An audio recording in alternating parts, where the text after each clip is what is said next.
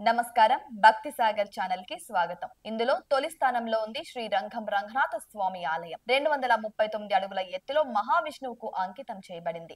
ఈ జాబితాలో కర్ణాటక మురుడేశ్వర ఆలయం టాప్ 2 లో ఉంది. ఇది భారతదేశంలో రెండవ ఎత్తైన శివ విగ్రహానికి నిలయం. 237 అడుగులు ఎత్తున్న ఈ ఆలయం తీర ప్రాంత దృశ్యాలు ఆకర్షిస్తున్నాయి. ఇక ఈ జాబితా థర్డ్ ప్లేస్ లో నిలిచింది పూరి జగన్నాథ ఆలయం. ఇది చార్ధామ్ ప్రదేశాలలో ఒకటి.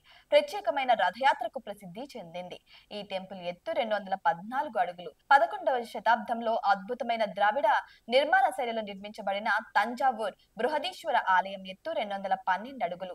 ఇది 4వ స్థానంలో ఉంది. తర్వాత టాప్ 5 లో నిలిచింది తిరువన్నామలై, అదే అరుణాచలంలోని అన్నామలైయార్ ఆలయం. ఇక కార్తికేయ దీపావళికి ప్రసిద్ధి చెందిన ఈ ఆలయం శివుని రూపానికి అంకితం చేయబడింది. 2017 అడుగుల ఎత్తు ఉంటుంది. ఇక టాప్ 6 విషయానికి వస్తే కాంచీపుర ఏకాంబరేశ్వర ఆలయం సొంతం చేసుకుంది. ఈ దేవాలయం ఎత్తు 194 అడుగులు. ఇది పృథ్వీలింగ ఆలయం. ఇక భువనేశ్వర్ లింగరాజ ఆలయం ఈ జాబితాలో 7వ స్థానంలో ఉంది. కళింగ నిర్మాణ శైలికి అద్భుతమైన ఉదాహరణ అయిన ఈ ఆలయం ఎత్తు 180 అడుగులు. ఇక 180 అడుగుల ఎత్తులో పందర్పూర్ విఠల్ రుక్మిణి ఆలయం 8వ ప్లేస్ లో ఉంది.